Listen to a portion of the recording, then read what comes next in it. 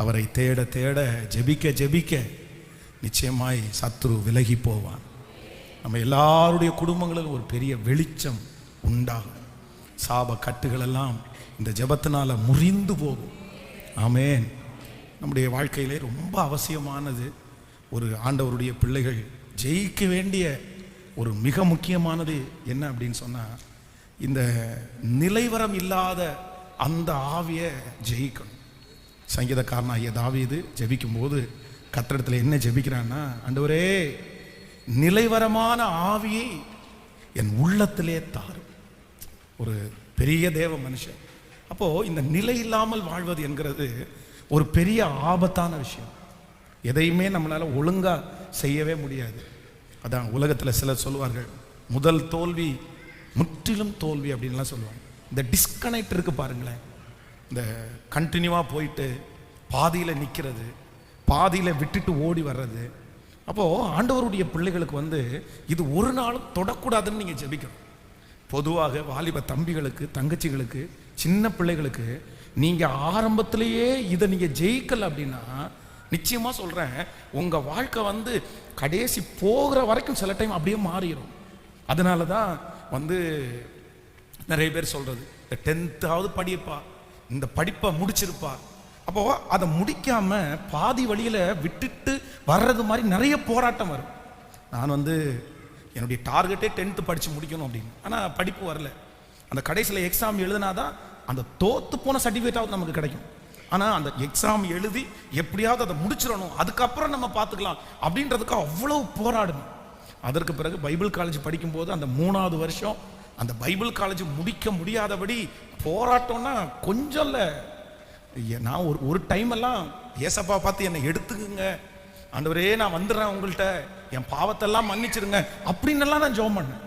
So ஆனால் ஒரு வைராக்கியம், செய்யாத குற்றத்துக்கு நாங்கள் மன்னிப்பு கேட்டேன். நான் அதற்காக நிறைய பாடுகள் ஆனாலும் எப்படியாவது இதை முடிச்சிடணும், எப்படியாவது முடித்து அந்த சர்டிஃபிகேட்டை கையில் வாங்கிடணும். அப்போது ஆண்டவருடைய பிள்ளைகளே, இதுவரையிலும் ஒருவேளை உங்களுடைய வாழ்க்கையில் நிறைய காரியத்தில் உங்களுக்கு நிலைவரமே இல்லாமல் இருந்திருக்கலாம். ஆனால் இன்னைக்கு இந்த முழங்கால் யுத்த ஜெபத்தில் உங்கள் எல்லாருக்காகவும் நான் ஜெபிக்கிறேன். நீங்கள் இனி போகிற இடத்துல நீங்கள் கண்டிப்பாக கால் வைக்கிறதுக்கு முன்னாடி யோசிக்கலாம், ஆனால் வச்சதுக்கு பிறகு யோசிக்கக்கூடாது. கலப்பையின் மேல் தன் கையை வைத்தவன் எவனும் என்ன பண்ணக்கூடாதுன்னா பின்னிட்டு பார்க்கக்கூடாது. வச்சிட்டீங்களா, ஸ்டார்ட் பண்ணிட்டீங்களா, அதில் ஒரு ஜெயத்தை கண்டிப்பாக நீங்கள் பார்க்கணும். அந்த ஜெயம் 1 வருஷத்தில் வரலாம், 6 மாதத்தில் வரலாம், 5 வருஷத்தில் வரலாம். ஆனால் கண்டிப்பாக நீங்கள் நின்னீங்கன்னா ஜெயம் வரும். ஜெயிக்காம கர்த்தர் உங்களை அனுப்ப மாட்டார். யோசேப்பு அந்த தேசத்துக்குள்ள என்ட்ராகும் போதே என்ன நினைக்கிறான் அப்படின்னா, எனக்கு இங்கே ஒரு ஜெயம் வரும், ஜெயம் கிடைக்கும். ஸோ எல்லாரும் இதற்காக நம்ம ஜெபிக்கணும். ஆண்டவரே, இனி என்னுடைய மரம் பிடுங்கி நடப்படுறதா இருக்கக்கூடாது. எத்தனை வேலையை நம்ம பார்க்கறது, எத்தனை வேலையை நம்ம பழகிறது, எத்தனை ஃபீல்டுக்கு நம்ம போகிறது, அப்படியெல்லாம் ஆண்டவருடைய பிள்ளைகள் இருக்கக்கூடாது. ஒரே எண்ணம், இந்த ஃபீல்டு எப்படிப்பட்டது, இதில் நிற்கணும், அதில் வர்ற நஷ்டம் லாபம் எல்லாத்தையுமே கற்றுக்கணும். எந்த ஒரு காரியமும் ஆரம்பத்தில் நமக்கு வெற்றியை கொடுக்காது. ஆரம்பத்தில் ரிஸ்காக தான் இருக்கும். ஆரம்பத்தில் அதில் ஒரு ஆசீர்வாதத்தையும் பார்க்க முடியாது. ஆனால் நீங்கள் நின்று அதை கொஞ்சம் அனலைஸ் பண்ணி கர்த்தருடைய கிருபையை கேட்டு இரக்கத்தை வாஞ்சிச்சு எனக்கு ஹெல்ப் பண்ணுங்க ஆண்டவரேன்னு கேட்கும்போது நிச்சயமாக சொல்கிறேன், ஒரு 5 ஆண்டுகள் 10 ஆண்டுகள் தாண்டும் போது உங்களை அதில் அடிச்சுக்கிறதுக்கு ஆளே இல்லைன்ற அளவிற்கு கர்த்தர் உங்களை முதன்மையாய் வைப்பார். இன்றைக்கு நான் நம்புகிறேன், இந்த ஜெபத்தில் ஆரம்பிக்கும் போதே ஆவியானவர் பேசுகிறார். நிறைய பேரை கர்த்தர் வாய்க்கால்கள் ஓரத்தில் கர்த்தர் நடப்போறார். கர்த்தர் உங்களை செழிக்க பண்ண போறாரு. இனி அந்த வறட்சியை நீங்க பார்க்க போறது இல்லை, இனி அந்த இயலாமை நீங்க பார்க்க போறது இல்லை. கர்த்தர் உங்களை அந்த நீர்ப்பாய்ச்சலான தோட்டத்தில் கர்த்தர் நட்டு இனி ஒரு பெரிய பசுமையை கர்த்தர் காணும்படியாய் செய்வார். அல்லேலூயா. ஸோ ஏசப்பாட்ட எல்லாம் ஜெபிக்கணும். ஆண்டவரே, நிலைவரமான ஆவி, எல்லாத்துலையும் எதுலையுமே நான் அறகுறையா இருக்கக்கூடாது, அங்கே இங்கே ஓடக்கூடாது, இது மாதிரி அது மாதிரி அப்படியெல்லாம் இருக்கக்கூடாதுப்பா. ஒரு முடிவு எடுத்துட்டேன், ஒரு தீர்மானம் எடுத்துட்டேன், அதில் நான் உறுதியாக இருக்கக்கூடிய ஒரு கிருபையை எனக்கு தாங்கப்பான்னு கர்த்தரிடத்தில் கேளுங்க. உங்களுக்கு 1000 தாலந்துகள் இருந்தாலும் சிலருக்கு பார்த்தீங்கன்னா 1000 யோசனை ஓடும். இந்த யோசனை எல்லாத்தையும் கொண்டு போய் ஒரு இடத்துல கொடுக்க முடியாது. ஆனால் நீங்கள் என்ன பண்ணலாம், அந்த யோசனை எல்லாம் சரியாகணும் அப்படின்னா நீங்கள் முதல்ல என்ன பண்ணணும், நிலைவரப்படணும். எல்லாத்துலேயுமே அப்படிதான். உங்கள் மனசு நிலையாக இருக்கணும். உங்கள் புத்தி நிலையாக இருக்கணும். எந்த ஒரு தீர்மானத்தையும் சிலர் இப்போ கேட்ட உடனே ஆகுன்னுவாங்க, அடுத்து யாராவது சொன்னாங்கன்னா உடனே மாறுவாங்க. அப்படி நீங்கள் மாறவே கூடாது, நீங்கள் விழவே கூடாது.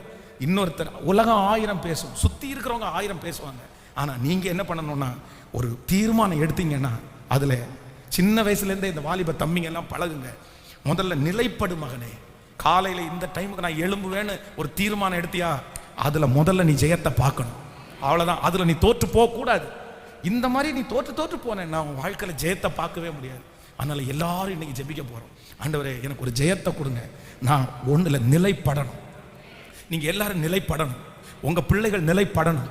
உங்களுக்கு ஒரு நல்ல நிலையான வருமானத்தை கர்த்தர் உங்களுக்கு தரணும்.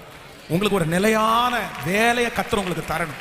உங்களுக்கு ஒரு நிலையான வீட்டை கட்டி கர்த்தர் தரணும். ஹல்லேலூயா. எல்லா இடத்துலையும் கர்த்தர் உங்களை அழகா நிலைப்படுத்தணும். அதான் வேதம் சொல்லுது, நீ இனி அலைந்து திரிவது இல்லை. நான் நம்புறேன், இந்த பலிபீடத்திலிருந்து உங்களை பிளஸ் பண்றேன். கர்த்தர் இனி உங்களை அலைய வைக்க கூடாது, இனி அலைஞ்சு திரிய வைக்க கூடாது. கர்த்தர் உங்களை ஒரு இடத்துல ஸ்ட்ராங் பண்ணி உங்க அடிகளை கர்த்தர் உறுதிப்படுத்தி, உங்க முழங்கால கர்த்தர் உறுதிப்படுத்தி, உன்னில் உள்ள பிள்ளைகளை கர்த்தர் ஆசீர்வதித்து, ஓ ஹல்லேலூயா, உன்னுடைய மரத்தினுடைய வேரை கர்த்தர் நிலைப்படுத்தி உன்னை ஒரு பெரிய மரமாக கைகளை உயர்த்தி சொல்லுங்க, ஆண்டவரே நீர் என்னை நிலைப்படுத்துவீராக. எல்லாரும் இதற்காக ஜெபி. எனக்குரிய பாதையை நான் கண்டுபிடிச்சு, எனக்குரிய வழிகளை நான் கண்டுபிடிச்சு, என் பிள்ளை என்ன மாதிரி அலைஞ்சு தெரியக்கூடாதுப்பா, என் மகன் என்ன மாதிரி அலைஞ்சு தெரியக்கூடாதுப்பா, என் கணவனார நிலைப்படுத்துங்க ஆண்டவரே. இன்றைக்கு நீ அழுக கர்த்தர் சமூகத்துல போய் எட்டுன்னு நான் நம்புறேன். இன்றைக்கு ஜெபிக்கிற ஜெபம் கர்த்தர் சமூகத்துல போய் எட்டுன்னு நான் நம்புறேன். ஹல்லேலூயா. நிச்சயமா ஆண்டவர் உங்களை நிலைப்படுத்துகிற நாள் வந்துரும். சொல்லுங்க ஒவ்வொருத்தரும் ஹல்லேலூயா. பா தாவீதை பார்த்து சொன்னீரே, நான் உன் சந்ததியை நிலைப்படுத்துகிற கர்த்தர். இப்பொழுது இந்த ஜெபத்தில் இந்த சத்தத்தை கேட்கிற எங்க ஒவ்வொருத்தரையும் நிலைப்படுத்துவதற்கு வாரோ, நிலைப்படுத்துங்க ஆண்டவரே. கர்த்தாவே நான் நிலையற்றவன், என் கால்களை ஸ்திரப்படுத்தும்.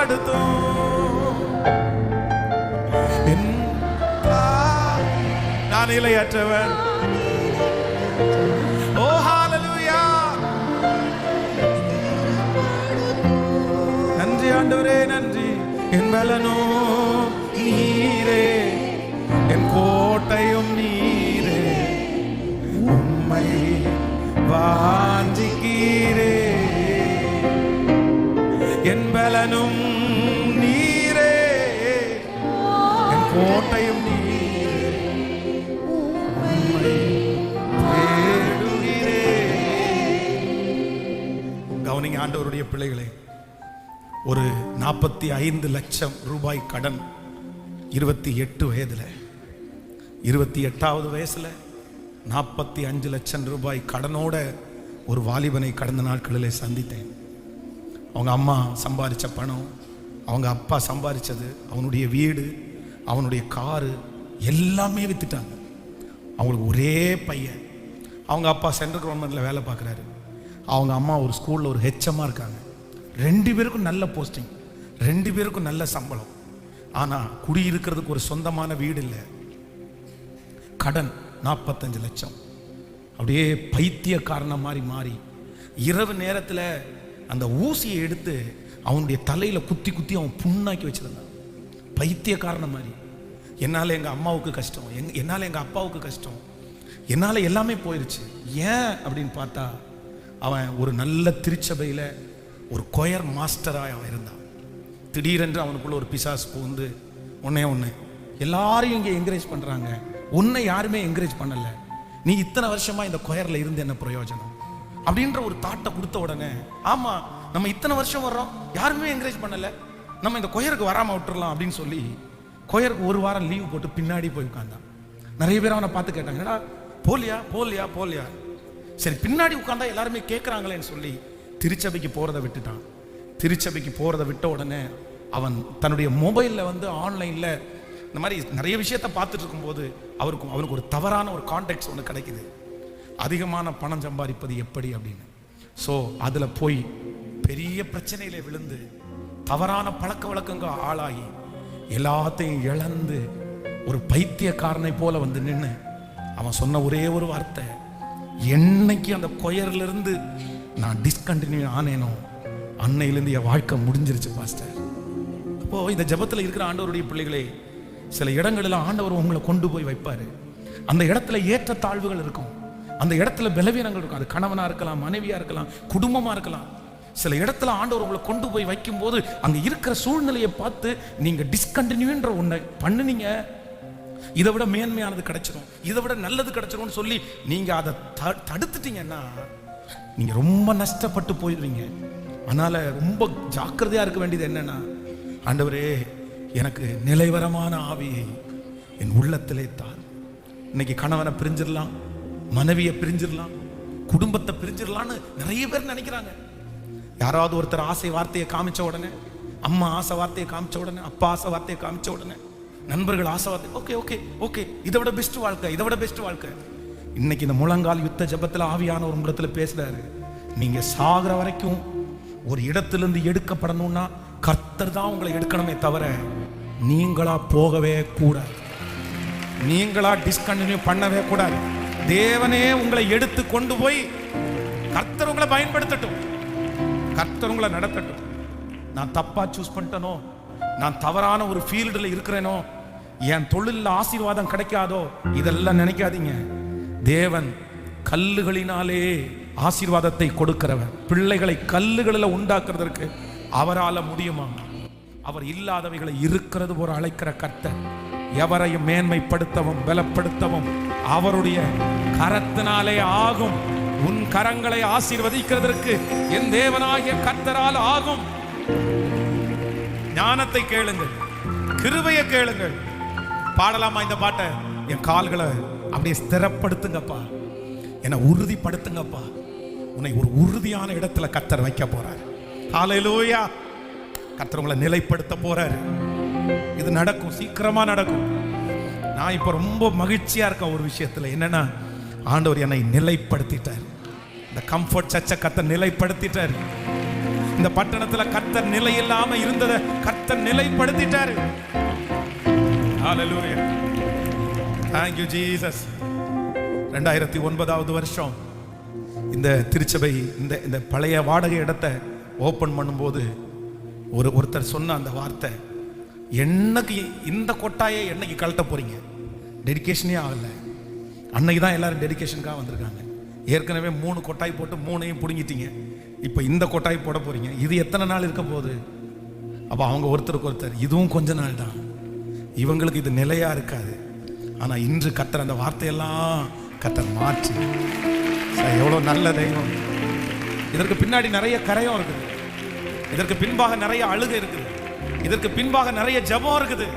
நடந்து நடந்து நடந்து அழுது எத்தனையோ ஜனங்கள். அப்ப இன்னைக்கு நிலைப்படுத்திட்டார். நான் நம்புறேன் இந்த தேவன் நம்ம எல்லாருடைய தேவன். உங்களை எங்க வைப்பாருன்னா ஒரு உறுதியான ஒரு இடத்துல, உங்களுக்கு அந்த கானானில கொண்டு போய் கர்த்தர் உங்களை வைப்பாரு. நீங்க எங்க அலந்து திரிஞ்சாலும்,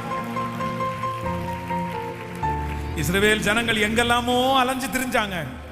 ஆனா ஆண்டவர் சொன்னார், இல்லடா, உனக்காக ஒரு நிலையான இடத்தை நான் ஸ்தாபித்து வைத்திருக்கிறேன். நமக்காக பரலோகத்தையும் ஸ்தாபித்து வைத்திருக்கிறார். இந்த பூமியிலையும் ஒரு நிலையான இடத்தை கர்த்தர் வைத்திருக்கிறார். இப்ப சேர்ந்து சொல்லுவோம், கர்த்தாவே நிலையற்றவன் என் கால்களை ஸ்திரப்படுதோ. எல்லாரும் ஜபத்தோட, கர்த்தாவே என் கால்களை ஸ்திரப்படுதோ. என் பலனும் நீரே, என் பலனும் நீரே. Yes, praise Jesus. என் பலனும் நீரே.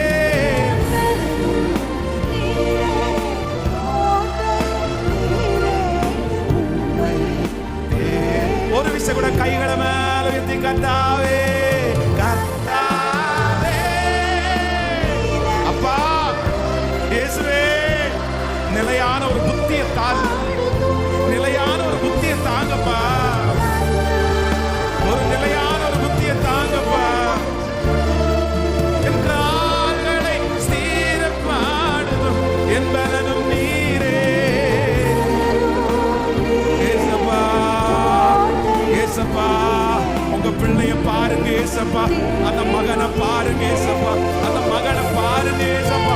நிலை இப்பொழுது சிந்தையில ஒரு நிலை வரும், வேலையில ஒரு நிலை வரும், வாழ்க்கையில ஒரு நிலை வரும், படிப்புல ஒரு நிலை வரும். போதானவரே, அங்கங்க அலைஞ்சது போதானவரே.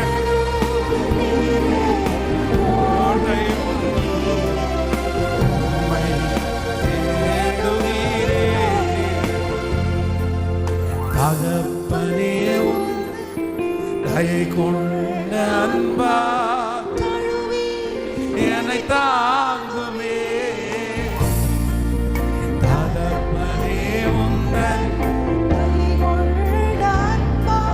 இயேசுவே பயங்கிடும் நேரத்தில் தேவா,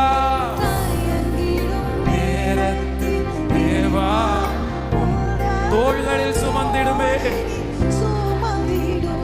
தயங்கிடும் நேரத்தில்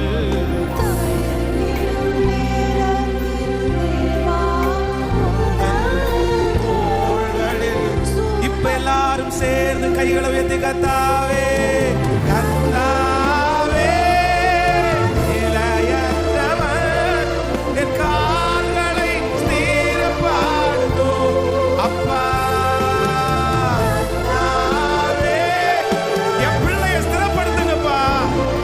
மகளை ஸ்திரப்படுத்துங்கப்பா, என் மகனை ஸ்திரப்படுத்து. திரும்ப திரும்ப கையை வைத்து கர்த்தாவே,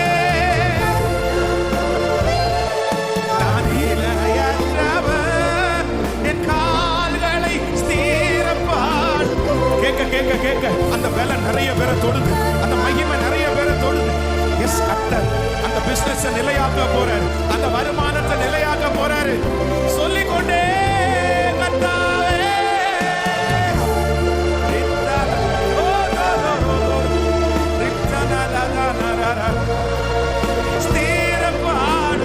என் பலனும் நீரே, என் பலனும் நீரே, என் கோட்டையும் நீரே, உம்மை தேடும் நீரே. எனக்கு பலன் இல்ல ஆண்டவரே, எனக்கு நிற்கிறதற்கு பலன் இல்ல, எங்களுக்கு நிற்கிறதற்கு பலன் இல்ல.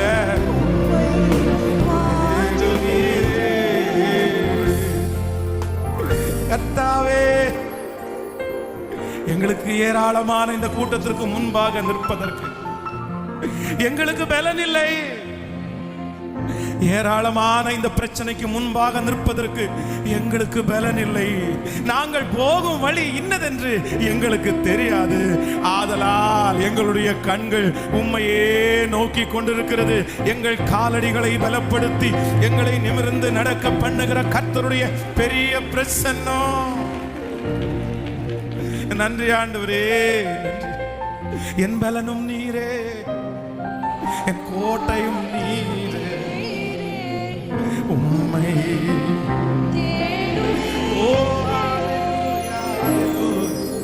என் பலனும் என் கோட்டையும் நீரே,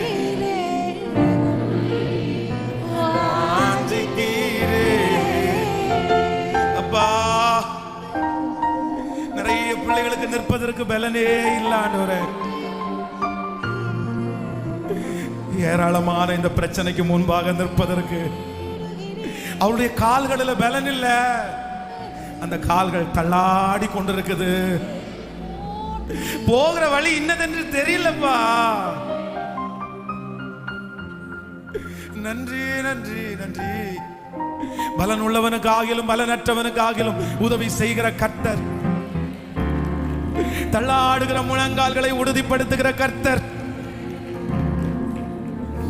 நீர் பலப்படுத்துகிறதற்காக நன்றி. இந்த சத்தம் உங்க சமூகத்துல வந்து எட்டினதற்காக நன்றி. உங்க காதுகளில் கேட்டதற்காக நன்றி. நீரே வந்து அந்த செடி அந்த மரத்தை எடுத்து ஒரு வாய்க்கால் ஓரத்துல நட்டு, இனி பிழைத்திரு, இனி வளரு, இனி பெருகு, இனி கனி கொடு அப்படின்னு நீங்க சொல்லுகிறதற்காக நன்றி அப்பா. நன்றி. ஆமென். வேதத்தை எல்லாரும் திறந்து இன்றைக்கு ஆண்டவர் நம்மோடு கூட பேசுகிற வாக்கு தத்தத்தை எடுத்துக்கொள்ளலாம். ஏசாயாவின் தீர்க்க தரிசன புஸ்தகம் 42வது அதிகாரத்திலே 16வது வசனம் நமக்கு ரொம்ப பரிச்சயமான, நம்ம நிறைய பேருக்கு தெரிந்த ஒரு நல்ல வசனம். நான் ஆண்டவர் அந்த வார்த்தையை இன்றைக்கு என்னோடு பேசும்படியாய் கர்த்தர் வாக்கு கொடுத்தார். ஏசாயாவின் தீர்க்க தரிசன புஸ்தகம் 42வது அதிகாரத்திலே 16வது வசனம். குருடரை அவர்கள் அறியாத வழியிலே நடத்தி அவர்களுக்கு தெரியாத பாதைகளிலே அவர்களை அழைத்து கொண்டு வந்து அவர்களுக்கு முன்பாக இருளை வெளிச்சமும் கோணலை செவ்வையும் ஆக்குவேன். இந்த காரியங்களை நான் அவர்களுக்கு செய்து அவர்களை கைவிடாதிருப்பேன். குருடரை அவர்கள் அறியாத வழியிலே நடத்தி அவர்களுக்கு தெரியாத பாதைகளிலே அவர்களை அழைத்து கொண்டு வந்து அவர்களுக்கு முன்பாக இருளை வெளிச்சமும் கோணலை செவ்வையும் ஆக்குவேன். இந்த காரியங்களை நான் அவர்களுக்கு செய்து அவர்களை கைவிடாதிருப்பேன். கர்த்தராகிய ஆண்டவர் இந்த 3ஆம் நாளிலே, இந்த முழங்கால் யுத்தத்திலே நமக்கு ஒரு நல்ல வாக்குத்தத்தத்தை கொடுக்கிறார். நீ அறியாத வழியிலே உன்னை நான் ஆச்சரியமாய் நான் உன்னை நடத்துவேன். நீங்கள் அறியாத பாதையிலே கர்த்தர் உங்களை நடத்துவேன் என்று வாக்கு கொடுக்கிறார். உங்கள் கண்களுக்கு முன்பாக இருக்கிற பாதை ஒருவேளை இருளான பாதையா இருக்கலாம், அதிலே வெளிச்சம் இல்லை. அந்த பாதை எங்கே போகிறது, எங்கே ஆரம்பிப்பது, இந்த பாதையிலே போனால் நான் வெற்றி அடைவேனா, இதில் தோற்று போய்விடனா, என் கண்களுக்கு முன்பாக எல்லாமே இருளா இருக்கிறது. இப்படிப்பட்ட எண்ணங்கள் உங்களுக்குள்ளே இருக்குமானால் கர்த்தராகிய ஆண்டவர் வாக்கு கொடுக்கிறார். ஒரு குருடனை அவர்கள் அறியாத வழியிலே ஒரு நல்ல எஜமானன் நடத்துவது போல உன் கண்களை மட்டும் நீ மூடிக்கொள். முன்பாக இருக்கிற பர்வதத்தை நீ பார்க்க வேண்டாம், முன்பாக இருக்கிற சூழ்நிலையை நீ பார்க்க வேண்டாம், முன்பாக இருக்கிற இருளையும் கோணலையும் நீ பார்க்க வேண்டிய அவசியம் இல்லை. கர்த்தராகிய ஆண்டவர் இன்று உன் கரத்தை பிடித்து ஒரு குருடனை நடத்துவது போல உன் கரத்தை பிடித்து நான் உனக்கு முன்பாக இருக்கிற இருளை வெளிச்சமாக்கி உன்னுடைய கரத்தை பிடித்து நீ கடைசி வரையிலும் அந்த லட்சியத்தை அடைகிற வரை, உன் பிள்ளைகளுடைய காரியத்தை நிறைவேற்றுகிற வரை, இறுதி வரையிலையும் கடைசி வரையிலையும் உன்னை நான் கைவிடாதிருப்பேன். உன்னை நானே நடத்துவேன். இந்த பாதையிலே நான் உன்னை நடத்துவேன். ஹல்லேலூயா. நம்முடைய தேவனாகிய கர்த்தர் நம்மை அறிந்த பாதையிலே மட்டுமல்ல, நம்மை அறியாத பாதையிலே நடத்துவார். வேதத்திலே பல பரிசுத்தவான்களுடைய வாழ்க்கையிலே அவர்களுக்கு அறியாத பாதை ஒன்று இருந்தது. எல்லா தேவனுடைய பிள்ளைகளுடைய வாழ்க்கையிலையும் கர்த்தருடைய முன்குறிப்பு உங்களுக்கு இருக்குமானால் கர்த்தர் சில நேரத்திலே நம்மை அறியாத பாதையிலே நடத்துவார். நமக்கு தெரியாது, நம்ம நம்முடைய வாழ்க்கையை இப்படி தான் அப்படின்னு ஒரு வரைமுறைப்படுத்துவோம். இதுதான் இருக்கும், நான் இங்கே போவேன், இதை செய்வேன், இத்தனை வருஷம் இங்கே இருப்பேன், இதை படித்து முடிப்பேன், இதுக்கப்புறம் எனக்கு இப்படி ஒரு உயர்வு வரும், இந்த வேலையை செய்வேன் அப்படின்னு நம்ம ஒரு கால்குலேஷன் ஒன்று போடுவோம். இதுதான் என் வாழ்க்கை, இத்தனை வயசில் எனக்கு கல்யாணம் ஆகும், இத்தனை வயசில் எனக்கு திருமணம் ஆகும், இல்லை பிள்ளைகளை குறித்து ஒரு பிளான், ஒரு திட்டம். ஆனால் சில நேரத்தில் நம்ம நினைச்சது, நம்ம வரை போட்டது, நம்முடைய மனசில் ஃபிக்ஸ் பண்ண ஏதோ ஒரு காரியம் நடக்காம அது வேறு வழியாய் வேறு பாதையில் போகும்போது நிறைய பேருக்கு வருத்தமாக இருக்கு. நான் இப்படி ஒரு பாதையை யோசிக்கவே இல்லையே, நான் இப்படிப்பட்ட ஒரு சூழ்நிலை நான் யோசிக்கவே இல்லையே, இப்படிப்பட்ட ஒரு பாதை எனக்கு எதுக்கு வரணும், ஏன் வரணும்? இந்த ஜெபத்தில் இந்த சத்தத்தை கேட்கிற யாரோ ஒருத்தர் அப்படி நினைச்சிட்டு இருக்கலாம். பாஸ்டர், நான் வரைபடம் போட்டதே வேற, நான் என் வாழ்க்கையை குறித்து நினைச்சதே வேற, என் பிள்ளையை குறித்து நான் நினைச்சதே வேற, ஆனால் நான் இப்போ நினைக்கிறதற்கு மாறா நடந்துட்டு இருக்குது. நான் இப்போ ஒரு அறியாத இடத்துக்கு நான் போயிருக்கிறேன், தெரியாத இடத்திற்கு போயிருக்கிறேன். இது என்னுடைய சிந்தனையிலே இல்லாத ஒரு இடம், இப்படி நான் நினைக்கவே இல்லை, நான் ஃபிக்ஸ் பண்ணியிருந்தது வேற, நான் இப்போ திகச்சு போய் நிற்கிறேன். இந்த பாதையில் எனக்கு ஒரு ஐடியாவும் இல்லை, நான் எப்படி இதை கொண்டு போவேன்? நினைச்சிருந்தேன்னா இதுக்காக நான் ஒரு பெரிய ப்ரிப்ரேஷன் பண்ணியிருப்பேன். ஓ, நம்ம வாழ்க்கையில் இப்படியெல்லாம் வரும் அப்படின்னு தெரிஞ்சிருந்தா நான் முன்கூட்டியே ஆயத்தமாக இருந்திருப்பேன். ஆனால் எனக்கு இப்படி வரும்னு தெரியாது, அதனால நான் ஆயத்தமாக இல்லை. இப்போ என்ன செய்யறது தெரியல, கண்ணை மூடிட்டு இருக்கிற மாதிரி தெரியுது. ஆனால் கர்த்தராகிய ஆண்டவர் வாக்கு கொடுக்கிறார். மோசேயினுடைய வாழ்க்கையிலையும் இதே போல ஒரு சூழ்நிலை அவனுக்குள்ளே கடந்து வந்தது. அவன் மனசுல வேற என்னமோ ஃபிக்ஸ் பண்ணிட்டான். 40 ஆண்டுகள் அங்க தரிச்சிருந்துட்டு அதுக்கப்புறம் தான் ஒரு முயற்சி எடுக்கிறான். போதும், இது வரைக்கும் நம்ம அடிமையா இருந்தோம், இது வரைக்கும் எல்லாத்தையுமே கத்துக்கிட்டோம், இனியும் நம்ம சும்மா இருக்க கூடாது, நம்ம இறங்கிடலாம், நம்ம கூட இவங்க எல்லாம் சேர்ந்துருவாங்க, அதுக்கப்புறம் போய் ராஜாட்ட ஃபைட் பண்ணி அழகா இவங்களை எல்லாம் கூட்டிட்டு போலான்னு ஒரு திட்டத்தை போட்டு ஒரு செயலை ஆரம்பிச்சிட்டான் பாருங்க. அது சரியா முடியும்னு நினைச்ச ஆரம்பிச்சான், ஆனா அவனுக்கு தப்பாவே முடிஞ்சிருச்சு. நிறைய பிள்ளைகளுடைய வாழ்க்கை இப்படிதான் ஆரம்பமாகுது. ரொம்ப நாள் காத்திருந்து, ரொம்ப நாள் வெயிட் பண்ணி, அதற்காக ப்ரிப்பரேஷன் ஆகி, திடீர்னு ஒரு காரியத்தை ஆரம்பிச்சு அது நினைச்ச வழியில வரணும் போது அப்படியே திசை மாறி வித்தியாசமா அப்படியே போயிருச்சு. என்ன பண்றதுன்னு தெரியல. ராஜாவினுடைய கோபம் எழும்பி இவன் துரத்தப்படுகிறான். அவன் கால் போன போக்கில் போய் ஒரு இடத்துல போய் அடைக்கலம் தேடுகிறான். அந்த இடத்துல 40 வருஷம் அவன் அறியாத பாஷை, அவன் அறியாத தண்ணீர், அவன் அறியாத பழக்க வழக்கம், என்ன பண்ணுவோன்ற ஒரு எதிர்காலம் கூட இல்லை. ஆனால் மோசேயை அழைத்த தெய்வம் தான் அறியாத பாதையிலே, அவனுடைய தெரியாத வழியிலே என் தேவனாகிய கர்த்தர் குருடனை நடத்துகிறது போல அவனுடைய கரத்தை பிடித்து அந்த மீதியான் தேசத்திலே கர்த்தர் நடத்தினார். கொஞ்சம் ஆடுகளை கொடுத்து கர்த்தர் நடத்தினார்.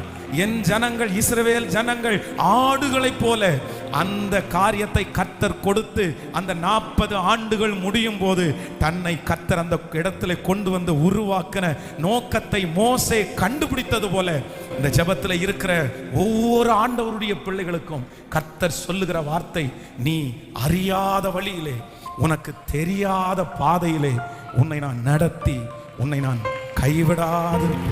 என் குடும்பத்தை எனக்கு நடத்த தெரியவில்லை, என் கணவனாரை எனக்கு நடத்த தெரியாது, என் கையில கொடுக்கப்பட்டிருக்கிற பொறுப்பை எனக்கு நடத்த தெரியாது, நான் ரொம்ப பேதை, நான் ரொம்ப ஞானமற்றவன், எனக்கு ஒண்ணுமே தெரியல பாஸ்டர், என் பிள்ளையை எப்படி வளர்த்துறது, எப்படி ஜெபம் பண்றது, எனக்கு ஒன்றும் தெரியல, எனக்கு இது அறியாத வழி, இது என்னுடைய பரிசுத்தவான்கள் கற்றுக் கொடுக்காத வழி. ஆனா தேவன் இன்று உங்களுக்கு வாக்கு கொடுக்கிறாரு, நீ ஏன் மகனே பயப்படுற, நீ ஏன் மகளே பயப்படுற, உன்னுடைய கண்களை மட்டும் மூடிக்கொள், உன்னை நடத்தக்கூடிய கிருபையை கரத்தை பிடித்திருக்கிறார். இன்றைக்கு இந்த 3வது நாள் கர்த்தரும் கரத்தை பிடிச்சிருக்கிறார். உன் கண்களிலிருந்து தாரதாரையா அந்த கண்ணீர் கொட்டி கொண்டிருக்கும் போது இயேசு உன் கரத்தை பிடிக்கிறது மாதிரி நான் ஃபீல் பண்றேன். எப்படி சின்ன குழந்தைங்க விளையாடும் போது கண்ணை பொத்திட்டு அப்படியே போகிற இடம் தெரியாம போவோம், அதே போல உன்னுடைய கண்கள் இருளடையப்படும் போது என் ஆண்டவராகிய கர்த்தர் உன் கரத்தை பிடித்து நான் உன்னை நடத்தி செல்லுகிறேன். நீ நடக்க முடியாத நேரங்களிலே உன்னை சுமப்பதற்கு கர்த்தர் ஆயத்தமாய் இருக்கிறார். நிச்சயமாக நீ அறியாத வழியிலே உன்னை நடத்தி உனக்கு ஒரு வெற்றியை தருவேன். இது உனக்கு அறியாத பாதை, இது உனக்கு அறியாத ஃபீல்டு. ஆனா கர்த்தர் இந்த இடத்திலே உன் தலையை நிமிர பண்ணி ஞானவான்களை பார்க்கலும், உனக்கு முன்பாக இருக்கிற தேறினவர்களை பார்க்கலும் தேவன் உன்னை பல மடங்கு அதுல வெற்றி சிறக்க பண்ணுற தேவன். கரங்களை தட்டி கர்த்தரை மகிமைப்படுத்தலாம். Thank you Jesus. Hallelujah.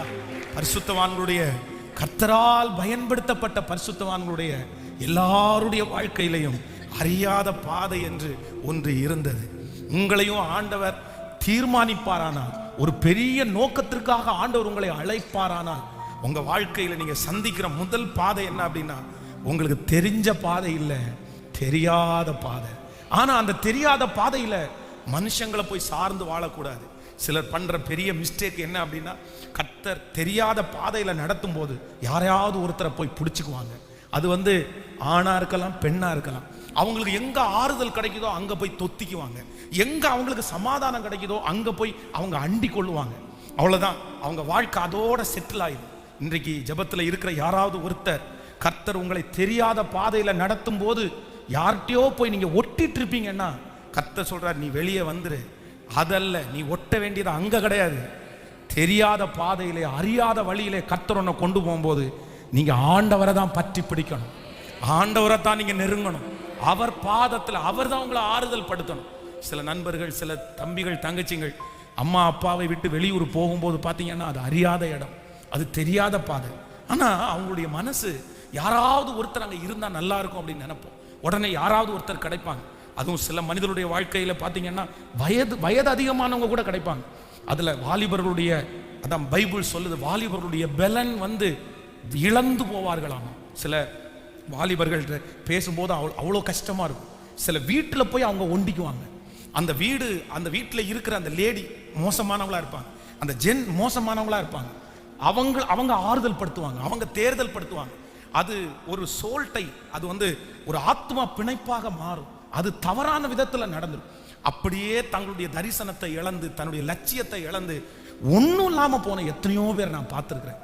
இந்த ஜெபத்தில் இருக்கிற யாரோ ஒருத்தருக்காக ஆண்டவர் பேசலாம். வாலிபனே, உன் வாழ்க்கையை வேஸ்ட் பண்ணாத. தங்கச்சி, உன் வாழ்க்கையை வேஸ்ட் பண்ணாத. நீ அறியாத பாதையில கர்த்தர் உன்னை நடத்தும் போது நீ பிடிக்க வேண்டியது வக்கீலே அல்ல, நீங்க பிடிக்க வேண்டியது போலீஸ்காரங்களா அல்ல, நீங்க பிடிக்க வேண்டியது உங்களுக்கு சொந்தத்தில் இருக்கிற ஒரு நபரை அல்ல, உங்க நண்பர்களே அல்ல, உங்க ரூம்மேட் அல்ல. நீ அறியாத பாதையில நடக்கும்போது கர்த்தரை மட்டும் உறுதியா பிடிச்சா அவர் உன்னை நடத்துவார். அவர் உன் கரத்தை பிடிச்சு நடத்துவார். கர்த்தர் உன்னை அழகா நடத்துவார். உன்னுடைய அபிஷேகம் வீணாகாது, உன்னுடைய தலை மேல வைச்சிருக்கிற லட்சியம் வீணாகாது, உனக்கு வைத்திருக்கிற எதிர்காலம் வீணாகாது. கர்த்தர் எத்தனை நாட்கள் அந்த பாதையில உன்னை வைத்திருக்கிறாரோ அத்தனை நாட்களும் உன்னை அந்த இடத்துல உருவாக்கி கர்த்தர் உன்னை கற்றுக் கொடுத்து அந்த இடத்திலிருந்து ராஜ்யங்களுக்கு தகப்பனாய் தாயாய் கர்த்தர் உன்னை மாத்துவார். ஹல்லேலூயா. கர்த்தரிடத்துல எல்லாரும் கேட்கணும், ஆண்டவரே நீங்க என்ன அறியாத பாதையில நடத்தும் போது நான் உங்களை சார்ந்திருக்கக்கூடிய பலனை எனக்கு தாங்க ஆண்டவரே எனக்கு கேட்கணும். திடீர்னு அறியாம ஒரு கடன், அறியாம ஒரு சூழ்நிலை, அறியாம ஒரு பிரச்சனைக்குள்ள போறீங்கன்னா நம்ம மனசு உடனே யாரையாவது ஒருத்தரை தேடிடக்கூடாது. யாரை தான் தேடணும்னா எனக்கு தெரியாதுன்னு வந்தாலே நீங்க தெரிஞ்ச ஒரே ஒருத்தர் கர்த்தரிடத்துல மட்டும்தான் போகணும். இந்த ஜெபத்துல இருக்கிற எனக்கு டிசைட் பண்ண தெரியல, எனக்கு முடிவெடுக்க தெரியல பாஸ்டர், இதுவா அதுவா, இந்த மாதிரி நீங்க தடுமாறும் போது நீங்க வேற யாரு பேச்சையும் கேட்கக்கூடாது. நான் சொல்றேன், மனுஷன் 1000 ஆலோசனை சொல்லுவான். எப்படி தாவீதுக்கு சவுலுக்கு உள்ள ட்ரெஸ் ஒத்துக்கலையோ அதே போல நிறைய பேருடைய ஆலோசனை நமக்கு ஒத்துக்காது, நிறைய பேருடைய வாழ்க்கை உங்களுக்கு ஒத்துக்காது. அது ரொம்ப கவனமா நீங்க நினைக்கணும். 5 விரல் இருக்குன்னா இந்த 5 விரலும் 5 விதமா இருக்குது. அதே போல மனுஷனுக்கு 5 விதமான குணம் இருக்கும். எல்லா மனுஷனும் ஒரு குணமா இருக்க மாட்டாங்க. ஒவ்வொருத்தரையும் கர்த்தர் ஒவ்வொரு விதமா டீல் பண்ணுவார். நீங்க வேதத்துல பாத்தீங்கன்னா டோட்டலா கண்ணு தெரியாதவங்க தான் 5 பேர். ஆனா ஒரு கண்ணு தெரியாதவனுக்கு ஒரு மாதிரி, இன்னொரு கண்ணு தெரியாதவனுக்கு இன்னொரு மாதிரி, ஒவ்வொருத்தருக்கும் வித்தியாசமா கர்த்தர் பண்றாரு. ஏன்னா அங்க ஒவ்வொருத்தருடைய கேரக்டரும் அங்க தெரியும். அதை ஆழமா வாசிச்சிட்டீங்கன்னா அவங்களுடைய பின்னணியை கர்த்தர் வச்சிருப்பார். அதே போல இந்த ஜெபத்துல ஆயிரக்கணக்கான பேர் நீங்க இருக்கீங்கன்னா அந்த ஆயிரக்கணக்கான பேருக்கும் உங்களுக்கு ஒரு தனி வழியை கர்த்தர் வச்சிருக்கிறார். இன்னொருத்தருடைய பாதையில நீங்க நடக்க முடியாது, இன்னொருத்தருடைய ஆலோசனை நீங்க நடக்க முடியாது. அப்போ உங்களுக்கு டிசைட் பண்ண தெரியாத போது இன்னொருத்தரை அல்ல, நீங்க என்ன நடத்துங்க ஆண்டவரேன்னு அவருடைய கையில உங்க வாழ்க்கையை கொடுக்கும் போது நான் நம்புறேன், உங்களை அறியாத பாதையிலே நடத்தக்கூடிய வல்லவரா இருக்கிற கர்த்தர் இன்றைக்கு இந்த முழங்கால் யுத்த ஜெபத்துல நான் விசுவாசிக்கிறேன், கர்த்தர் கரத்தை பிடிச்சிருக்கிறாரு, கர்த்தர் கரத்தை பிடிச்சிருக்கிறாரு. கைகளை எல்லாரும் உயர்த்தி ஏசப்பாட்ட சொல்லுங்க, ஆண்டவரே இந்த பாதையில நீர் என்னை நடத்தும் ஆண்டவரேன்னு சொல்லுங்க.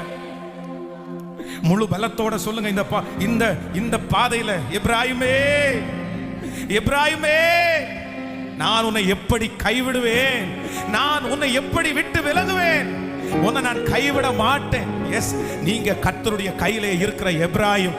உங்களுக்கு விரோதமா பேசினதிலிருந்து கர்த்தருடைய இருதயம் உனக்காக துடிக்குது. நீ அறியாத பாதையிலே போய் கொண்டிருக்கிறாய். ஆண்டவர் வாக்கு கொடுக்கிறார், இந்த பாதையிலே நான் உன்னை வெற்றியாய் உன்னோடு கூட இருந்து நடத்துவேன். ஹல்லேலூயா. நன்றி ஆண்டவரே, நன்றி. எப்ராயிமே உன்னை எப்படி கைவிடுவே, இஸ்ரவேலே உன்னை எப்படி விட்டு கொடுப்பே. எப்ராயிமே இஸ்ரவேலே உன்னை எப்படி விட்டு கொடுப்பே. எப்ராயிமே உன்னை எப்படி கைவிடுவே, இஸ்ரவேலே உன்னை எப்படி ஒப்பு கொடுப்பே. ஜெபம் பண்ணுங்க பார்க்கலாம். எப்ராயிமே நான் உன்னை அறியாத வழியில உன்னை நான் நடத்துவேன், உன்னை நடத்துவேன். இந்த வார்த்தை எனக்கு தான்ப்பா, இந்த வார்த்தை எனக்கு தான்ப்பா, என் பிள்ளைக்கு தான்ப்பா. இயேசுவே இப்போ என் பிள்ளைய நடத்துவதற்கு வாரும், ஒரு தாயை போல நடத்துறதுக்கு வாரும் ஆண்டவரே, ஒரு தகப்பனை போல நடத்துறதுக்கு வாரும் ஆண்டவரே. இந்த சூழ்நிலையில அப்பா எங்க பக்கத்துல இல்ல, எங்க அம்மா எங்க பக்கத்துல இல்ல, ஆனா ராஜாதி ராஜாவாகிய கர்த்தர் என் மகனுடைய கையை பிடிச்சு, என் மகனுடைய கையை பிடிச்சு நான் உன்னை நித்தமும் நடத்தி மகா வறட்சியான காலத்தில். ஓ ஹல்லேலூயா. நன்றி. தாயை போல உணவு கொடுக்கின்றீ. ஓ நன்றி ஆண்டவரே, நன்றி. இப்போ அந்த தாயினுடைய அபிஷேகம் வரட்டும் ஆண்டவரே. அந்த தகப்பனுடைய அபிஷேகம் என் பிள்ளைய தொடட்டும் ஆண்டவரே.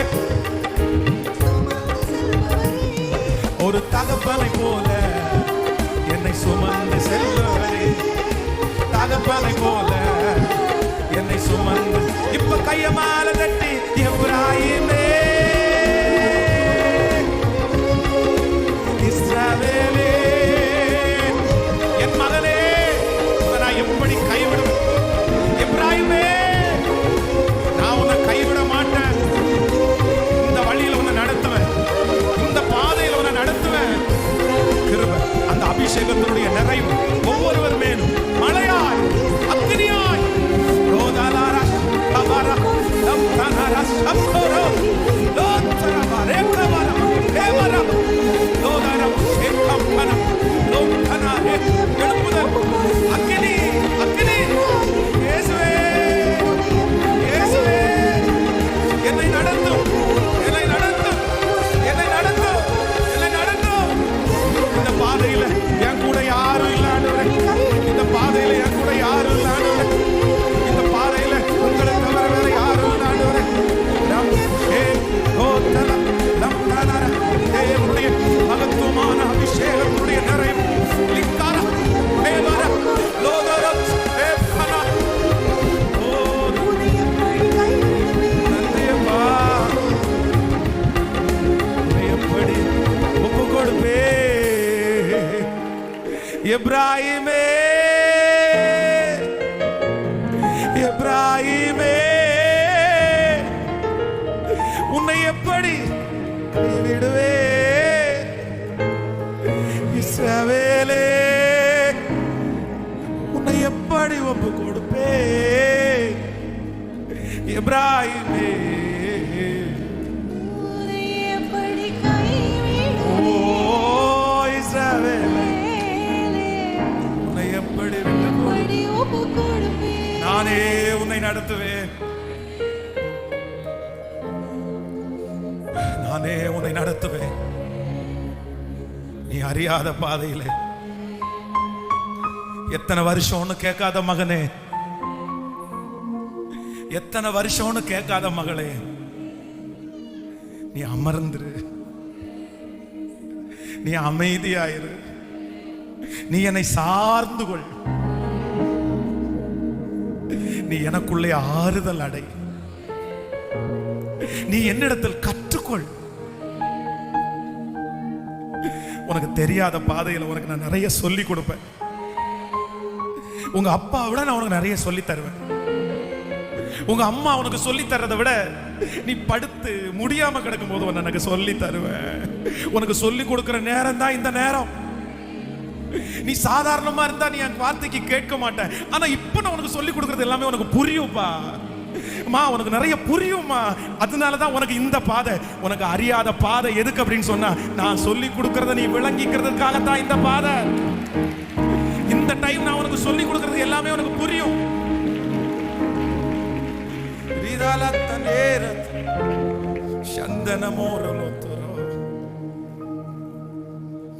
Thank you Jesus. Thank you Jesus. Amen. நீ அறியாத பாதையிலே, உனக்கு தெரியாத வழியிலே, அதை சொல்லும் போது ரொம்ப அழகா சொல்றாரு.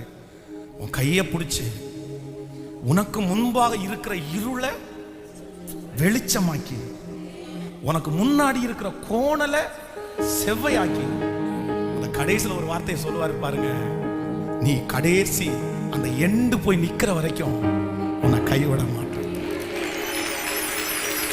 ஆமென். ஆனா உலகத்தில் இருக்கிற அம்மா, உலகத்தில் இருக்கிற அப்பா எல்லாம் நமக்கு வழியை காமிச்ச உடனே நமக்கு வழியை காமிச்சிருவாங்க. இதாண்டா உனக்கு வழி, இதாண்டா உனக்கு பாதை, நீ இப்படிதான் போகணும், சரியா, கரெக்டா போயிரு, உனக்கு முன்னாடி இருக்கிற இருளை வெளிச்சமாக்கிட்டேன், உனக்கு முன்னாடி இருக்கிற கோணலை செவ்வையாக்கிட்டேன், அப்பா உனக்காக எல்லாத்தையுமே ரெடி பண்ணிட்டேன், கோ, நீ பாட்டுக்கு போயிரு, இனி அப்பாவை எதிர்பார்க்காத, நீ அப்பா வருவேன்னு நினைக்காத, அப்பாவுக்கு வேற பிள்ளைங்க இருக்காங்க. ஆனா இயேசு என்ன வாக்கு கொடுக்குறாரு அப்படின்னா, உனக்கு இருளை வெளிச்சமாக்கிட்டேன், கோணலை செவ்வையாக்கிட்டேன், ஆனாலும் மோசே உன்னை எங்க வரைக்கும் தெரியுமா, உன்னை அடக்கம் பண்ற வரைக்கும், அடக்கம் பண்ணுகிற வரைக்கும். மோசையினுடைய சரீரத்தை வேற யாரும் அடக்கம் பண்ற அளவு கூட கர்த்தர் விடல. அதான் கர்த்தர் கொடுத்த வார்த்தை, 40 வருஷம் உனக்கு அறியாத வழியில தெரியாத பாதையில் உன்னை நடத்தி உனக்கு முன்னாடி இருக்கிறது எல்லாத்தையும் சரி பண்ணி நீ போன்னு உன்னை விட்டுறாம உன் கூடவே பிரயாணம். நான் நம்புற ஆண்டவருடைய பிள்ளைகளை, கிட்டத்தட்ட 9 மாதங்கள் ஒரு அறியாத பாதை, தெரியாத வழி, இப்படி ஒரு பாதையை, இப்படி ஒரு வழியை கண்டுபிடிப்பேன்ற, இப்படி ஒரு பாதையில கர்த்தர் நடத்துவார் என்கிற ஒரு பெர்சன்டேஜ் கூட யோசிக்கல. சின்ன வயசுல இருந்தே ஆண்டவரை தேடி வாழ்ந்தவன், நினைவு தெரிஞ்ச வயசுல இருந்து கர்த்தரை தவிர ஒருத்தரையுமே தெரியாது, பயப்பட்டே வாழ்ந்தவன், எல்லாத்துக்கும் பயப்படுவேன், பாஸ்டர் சொல்றதெல்லாம் கீழ்ப்படிவேன், சர்ச்சிலேயே கிடப்பேன், எல்லா சந்தோஷமும் ஆண்டவர் ஆண்டவர் ஆண்டவர் ஆண்டவர். ரொம்ப நல்லா போயிட்டு இருந்துச்சு, கர்த்தருடைய அற்புதத்தை எல்லாம் கண்ணார பார்த்தேன்.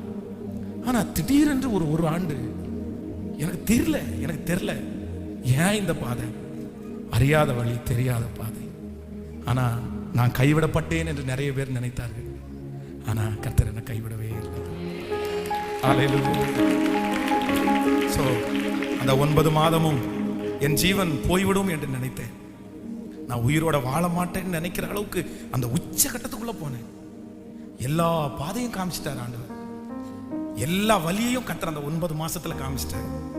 அது முடிஞ்ச உடனே எனக்கு முன்னாடி இருக்கிற இருளை ரெடி பண்ணி, எனக்கு முன்னாடி இருக்கிற கோணலை சரியாக்கி, என்ன அதுல நடக்க பண்ணி, இன்னைக்கு வரைக்கும் அவருடைய கரத்தை பிடிச்சு நடத்தி அந்த தேவனாகிய கர்த்தர் தான் உங்களுக்கு வாக்கு கொடுக்கிறார். இந்த 3வது நாள் முழங்கால் யுத்த ஜெபத்துல கர்த்தர் வாக்கு கொடுக்கிறார், நான் உன்னை நடத்துவேன், நானே உன்னை நடத்துவேன்.